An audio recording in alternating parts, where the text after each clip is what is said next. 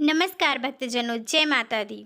आज हम आपके लिए नवरात्रि के 5वें दिन की कथा लेकर आए हैं। नवरात्रि के 5वें दिन माता स्कंद माता की पूजा की जाती है। माता स्कंद माता माँ दुर्गा का ही 5वां स्वरूप है। माँ स्कंद माता शेर पर सवार हैं और इनका रूप अति मनमोहक है। इनके दो हाथों में कमल है, कमल का फूल है और एक हाथ में स्कंद भगवान है और एक हाथ से ये भक्तजनों पर अपनी कृपा बरसाती हैं।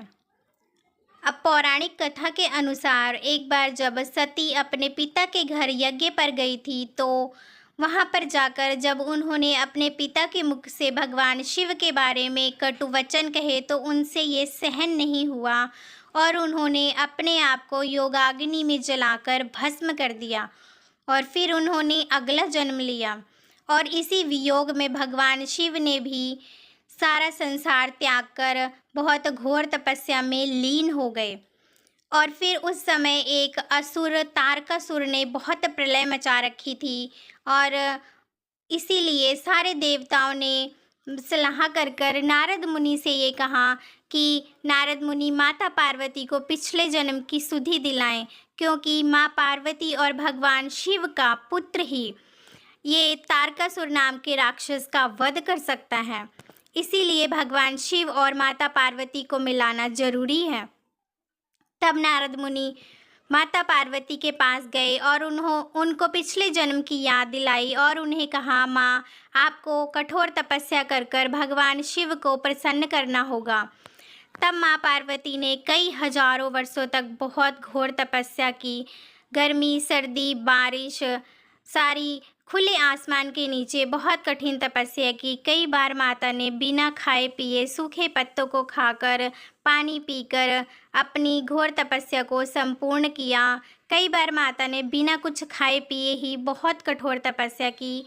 इस घोर तपस्या से प्रसन्न होकर शिव जी ने माता पार्वती से विवाह किया और उनके विवाह के बाद भगवान शिव और माता पार्वती के तेज से एक पिंड उत्पन्न हुआ और वो इतना ज़्यादा गर्म था कि अग्निदेव भी उसको नहीं छू सकते थे। इसीलिए वो बीज माता गंगा को दे दिया गया और माता गंगा ने उस बीज को रीठा के जंगलों में बीज दिया और उनकी वहाँ पर कहा जाता है 6 बहनों ने देखभाल की और कुछ समय बाद वही बीज एक पुत्र के रूप में उत्पन्न हुआ और वही पुत्र स्कंद कहलाया।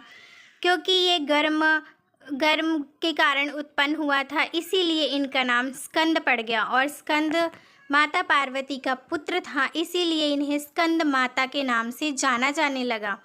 फिर स्कंद को देवताओं का सेनापति बनाया गया और देवताओं का सेनापति बनकर स्कंद भगवान राक्षस तारकासुर से युद्ध किए और देवताओं को उनका अधिकार दिलाया। इस तरह से देवताओं को अपना अधिकार मिल गया। ऐसा कहा जाता है कि माता स्कंद माता की जो भी भक्तजन सच्चे मन और श्रद्धा भाव से पूजा करते हैं, माता उनकी सभी मनोकामनाएं पूर्ण करती हैं और उन पर अपनी कृपा बरसाती हैं। भगवान स्कंद छोटे क्यों हैं और ये बड़े क्यों नहीं हुए? ये एक श्राप के कारण हुआ था। इस पर भी एक पौराणिक कथा है। एक बार भगवान शिव और माता पार्वती खेल खेल रहे थे। इस खेल में माता पार्वती जीत जाती हैं और भगवान शिव गुस्सा होकर गंगा के किनारे चले जाते हैं। तभी वहाँ पर कार्तिकेय पर्वत, कैलाश पर्वत पर भगवान शिव को ना पाकर वो अपने पिता को ढूंढने चले जाते हैं और जब वो अपने पिता के पास जाते हैं और उनसे सारा हाल पूछते हैं तो उन्हें पता चलता है कि भगवान शिव गुस्से में यहाँ हैं। तो वे माता पार्वती के पास जाते हैं और खेल खेल में वो सारी वस्तुएं ले लेते हैं जो माता पार्वती ने जीती थी और लाकर भगवान शिव को दे देते हैं।